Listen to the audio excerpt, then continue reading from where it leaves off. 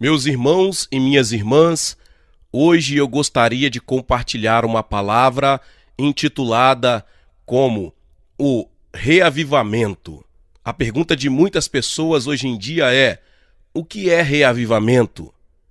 F. Carlton Booth deu uma excelente definição. Em muitos casos, a palavra reavivar, em hebraico que quer dizer raia, em grego quer dizer anazou, significa literalmente voltar à vida de entre os mortos. Mesmo quando este não seja o significado, a palavra traz em si maior força do que ela tem para nós hoje, pois temos confundido reavivamento com evangelização. Evangelização é boas novas, reavivamento é nova vida. Evangelização é o homem trabalhando para Deus. Reavivamento é Deus trabalhando de uma forma soberana a favor do homem. Falar de realizar um reavivamento é empregar erradamente o termo. Nenhum ser humano pode despertar o interesse, avivar a consciência de uma pessoa, gerar a intensidade da vida espiritual, seja individual ou comunitária, seja na igreja ou na nação. Meus irmãos e irmãs, só o Espírito de Deus pode fazê-lo. Ninguém pode programar um reavivamento, porque só Deus é o doador da vida. Mas quando as trevas se adensam, quando a decadência moral atinge seu mais baixo nível, quando a igreja se torna fria, morna, morta, quando chega a plenitude do tempo e a oração acende de uns poucos corações sinceros, porventura não tornarás a vivificar-nos para que em ti se regozije o teu povo? Salmo 85:6. Então, a história ensina que é tempo para a maré do reavivamento atravessar-se uma vez mais. O reavivamento sempre requer a pregação do juízo divino, da confissão de pecados, do arrependimento, da aceitação da salvação como dom gratuito, da autoridade das Escrituras e da alegria e disciplina da vida cristã. Embora os reavivamentos não durem, em seus efeitos sempre perdurarão. É preciso ter sempre em mente que a igreja começou com a obra soberana do Espírito Santo.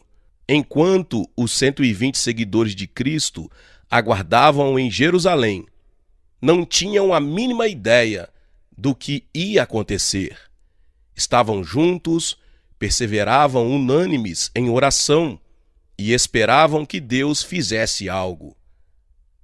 Então o Espírito Santo fez o que nunca antes havia acontecido. A igreja nasceu, pois num reavivamento. O primeiro fenômeno que acompanhou a obra do Espírito Santo na vida dos fiéis serviu para mostrar aos de fora que Deus verdadeiramente operava no meio de seu povo. Portanto, as línguas de fogo que pousaram sobre os discípulos eram sinais para os incrédulos. De modo que a finalidade de um reavivamento, a operação de Deus na vida do seu povo, é mostrar ao mundo que ele, Deus, está vivo e os leva a ouvir as boas novas de Jesus Cristo. Como tantas vezes acontece, aquilo que começa com a centelha da vida divina acaba nas cinzas da razão humana. Todos os movimentos têm início porque uma ideia leva as pessoas a entusiasmar-se, mas como se verifica com as emoções humanas, o entusiasmo não pode ser mantido indefinidamente. Enquanto se desenvolve um movimento, são atraídos homens que têm capacidade mental, para projetar a dinâmica e desenvolver a ideologia que dará perspectiva ao que acaba de ser motivado pelo entusiasmo. Com o declínio gradual da emoção, o movimento que negligencia aquilo que lhe deu origem acomoda-se no estudo de sua ideologia. A Igreja tem comprovado este fato. O livro de Atos não trata de teologia. É uma história das primeiras frases da Igreja de Jesus Cristo. Mostra-nos com clareza alguns princípios de reavivamento. Todos os reavivamentos são obra soberana do Espírito Santo, a terceira pessoa da Trindade. É tantas vezes a pessoa esquecida da divindade. Oramos ao Pai em nome do Filho. E que dizer do Espírito Santo? A primeira vez que o Espírito Santo é mencionado no livro de Atos dos Apóstolos, vemos uma de suas mais importantes funções. Até ao dia em que, depois de haver dado mandamentos por intermédio do Espírito Santo aos apóstolos que escolhera, foi elevado às alturas. Atos 1:2. O Espírito Santo é o Espírito da verdade. Ele é quem ilumina nossas mentes para falar a verdade de Deus e também nos ilumina os corações para entender a verdade proferida. O Espírito Santo havia descido sobre os profetas, porém nunca havia manifestado sua plenitude em ninguém. Não imergira em ninguém até a vinda de Jesus. Agora Jesus oferecia aquilo que tinha direito exclusivo de dar, o batismo no Espírito Santo. Evidentemente, os discípulos, quando lhe perguntaram sobre a restauração do reino a Israel, desconheciam a importância do que Jesus lhes oferecia. Jesus, porém, continuou, mostrando quais seriam os efeitos do batismo do Espírito Santo. Recebereis poder. Este seria o efeito de ficarem os discípulos cheios do Espírito Santo. Este poder capacitaria os fracos e ineficientes seguidores de Cristo a ser fortes e poderosas testemunhas do Evangelho. O Espírito Santo não somente deu à nova igreja grande poder que podia atrair a atenção dos incrédulos, mas também romper com os preconceitos da igreja primitiva. Enquanto a igreja se compunha de judeus, podia atrair muitos outros judeus ao conhecimento de Cristo, o Messias. Desde, porém, que a igreja abriu as portas da fé aos gentios, os judeus hesitaram em unir-se a um grupo que os levaria a ser menos do que tradicionalmente judeus. O Espírito Santo deu uma visão a Pedro e falou com ele. A ordem era no sentido de ir à casa de um italiano por nome Cornélio, homem temente a Deus.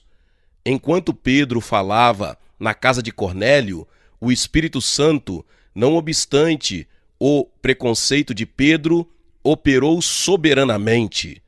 Aqueles crentes gentios também foram cheios do Espírito, da mesma forma que Pedro havia experimentado no dia de Pentecoste. Este acontecimento despertou tanto alvoroço que Pedro teve que defender-se em Jerusalém, pois se Deus lhes concedeu o mesmo dom que a nós nos outorgou quando cremos no Senhor Jesus, quem era eu para que pudesse resistir a Deus? Atos 11:17. Portanto, a obra soberana do Espírito Santo rompeu a atitude antigentia dos apóstolos e abriu a porta da fé ao restante do mundo não judaico. Em ambos os casos em que Pedro usou as chaves do reino para abrir a porta da fé aos judeus e mais tarde aos gentios, o Espírito Santo atuou soberanamente. Todavia, há outro fato que precisamos examinar com relação a esses dois acontecimentos. Tanto os discípulos em Jerusalém como os gentios na casa de Cornélio estavam em atitude de prolongada oração. A oração é o segredo do reavivamento. Se o reavivamento é trabalho soberano do Espírito Santo, que é que o leva a atuar no coração do povo de Deus, concedendo novo poder e maior ousadia? A resposta é simples, meus irmãos e minhas irmãs, é a oração. Quantas vezes você passou a noite inteira de joelhos diante de Deus? É a minha pergunta. Quantas vezes sua igreja reuniu todos os membros para um longo período de jejum e oração? Seria a falta de oração o motivo de você não estar tendo reavivamento em sua vida e ministério? Se for este o seu problema, ânimo. Esta palavra é especialmente para você.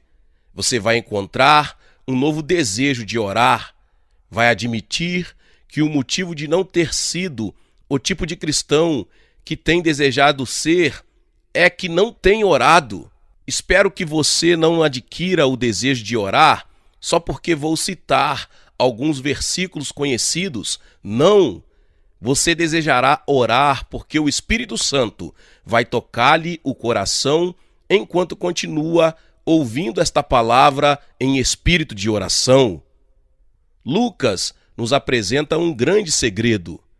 Qual dentre vós, tendo um amigo, e este for procurá-lo à meia-noite, e lhe disser: Amigo, empresta-me 3 pães, pois meu amigo, chegando de viagem, procurou-me, e eu nada tenho para lhe oferecer.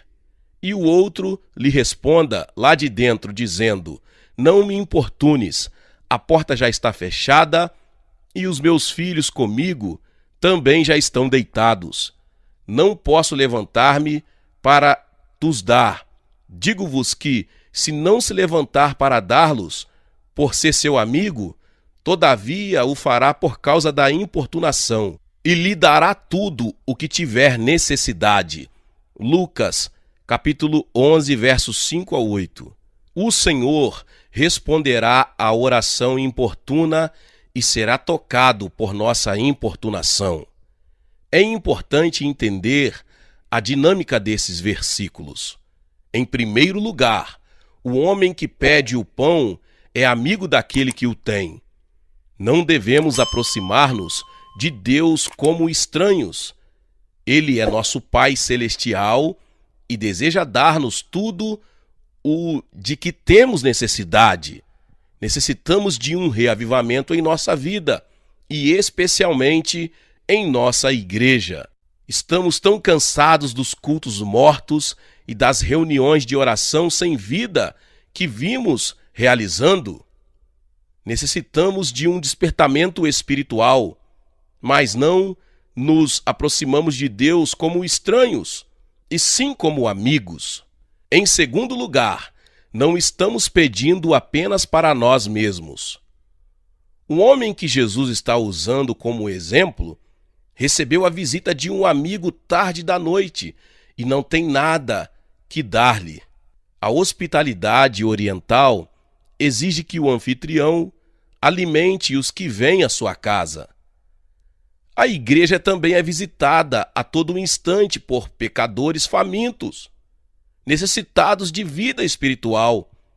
Tantas são as igrejas que têm a despensa vazia, que os pecadores deixam os templos vazios e sem salvação, para nunca mais voltar. Justifica-se nosso pedido a Deus. Necessitamos do reavivamento por causa daqueles pelos quais Cristo morreu, daqueles que não encontraram o sentido da vida eterna. Em terceiro lugar, já se faz tarde. O mundo não tem onde buscar segurança e nutrição. Somente nós temos a capacidade de satisfazer as necessidades deste mundo que está às portas da morte. Se não nós, quem? Se não agora, quando? Este é o estado em que se encontra a sociedade atual no mundo todo. Precisamos ser sensíveis bastante aos problemas do mundo para sabermos que está ficando tarde. Em quarto lugar, a porta pode estar fechada, mas é possível abri-la. No coração do homem que solicita os 3 pães, há esperança de que a resposta seja afirmativa. O reavivamento é possível para qualquer igreja. A pessoa não precisa estar na Coreia para experimentar o reavivamento. Pode estar em qualquer parte, como a igreja japonesa, que já disse anteriormente, não há nenhum campo difícil demais. Conquanto a porta pareça estar fechada, creia que o Deus que está por trás dela a abrirá, se não desfalecermos, mas persistirmos em oração. Meus irmãos e irmãs, por último lugar, é preciso criar uma atitude de intenso desejo, a fim de que alguém persista em oração. O homem que solicita os 3 pães tinha medo de perder a honra.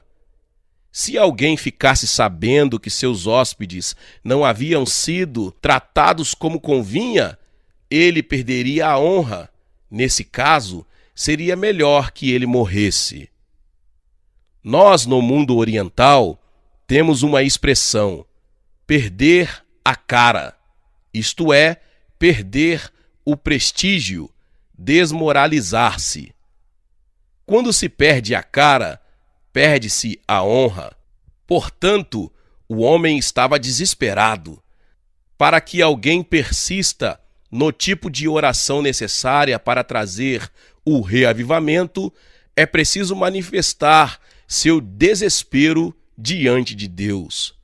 Às vezes, a prosperidade impede que os cristãos mostrem desespero diante de Deus. Nós, na Coreia, passamos por grande sofrimento. Primeiro, durante muitos anos, nas mãos dos japoneses e depois nas dos comunistas. Sabemos o que é passar fome, vergonha e não ter o que vestir. Aprendemos a orar não no conforto das salas de estar, mas fora, nos campos. De maneira semelhante, os cristãos chineses aprenderam a orar nos bosques e florestas, em cavernas e porões frios. Se apanhados, poderiam ser mortos por estarem orando, mas aprenderam que sem oração não se pode sobreviver. Charles Dickens, renomado escritor inglês do século XIX, diz que o espírito da revolução se manifestou de maneiras diferentes na cultura francesa e na inglesa, nos começos do século XIX. A Inglaterra evitou a Revolução Sangrenta ocorrida na França, não por causa das diferenças políticas, mas por ter a Grã-Bretanha passando por um reavivamento do Espírito Santo no ministério de João Wesley, sacerdote da Igreja da Inglaterra no século XVIII. Ele e seu irmão Carlos experimentaram pessoalmente um despertamento espiritual. No momento de adversidade pessoal, João Wesley ajoelhou-se diante de Deus e o Senhor o tocou de modo especial. Seus olhos se abriram para a verdade bíblica da santificação e da santidade pessoal. Em 1739, ele começou a comunicar o que o Espírito Santo lhe havia revelado. Esta nova compreensão fez que ele e outros ministros avivados da Igreja Anglicana sofressem grande perseguição. Nos meados do século XVIII, seus ensinos se espalharam por todas as colônias britânicas, incluindo-se os Estados Unidos. Em sua maioria, os divulgadores deste novo método de vida cristã eram novos convertidos. O reavivamento wesleyano na Inglaterra causou tal mudança que se lhe atribuiu o mérito de salvar as massas da revolta e do derramamento de sangue. Também estimulou a educação popular a uma atitude mais humanitária para com os pobres. Os historiadores devem reconhecer a influência do reavivamento metodista na atual cultura ocidental. Hoje, a Igreja Metodista é uma das maiores denominações do mundo. Contudo, muitos dos seus membros não sabem como o movimento teve início. Começou na adversidade e cresceu por causa do reavivamento. Grande parte da literatura metodista relata as vigílias e reuniões de oração que duravam a noite inteira. Há muita coisa que se pode dizer acerca dos reavivamentos no país de Gales, na Índia, na América Latina e nos Estados Unidos. Um fato, porém, permanece constante: nenhum reavivamento histórico ou moderno jamais ocorreu sem que as pessoas reconhecessem a necessidade de orar. Não me refiro a orações de uma sentença, ou momentos de oração, ou palavras de orações. Refiro-me a orações longas e concertadas, e também jejuns perante Deus. Posso honestamente dizer que estamos passando por um verdadeiro reavivamento na Coreia. No presente, estamos crescendo à razão de 4 vezes a taxa de nascimentos de nosso país. Isso significa que em 20 anos, caso o Senhor retarde sua vinda, vamos ter uma população cristã superior a 80% da população do país. Devemos lembrar-nos de que a Coreia é uma nação tradicionalmente budista. Não tem sido fácil conquistar almas para Cristo. É muito mais fácil converter alguém que foi criado num ambiente cristão tradicional. Afinal de contas, há muito que o Ocidente está exposto à ação do Evangelho. Contudo, estamos vendo na Coreia uma grande colheita entre os não-crentes. Eles estão chegando ao Deus da Bíblia. Esta é uma realidade, uma obra do Espírito Santo. Enquanto prego esta palavra, temos mais de 330 mil membros só em nossa igreja. Mensalmente, cerca de 10 mil convertidos filiam-se à nossa igreja. Não diria você que isto é um reavivamento? Como é que temos mantido esse crescimento fora do comum? Oração. Essa é a verdadeira resposta.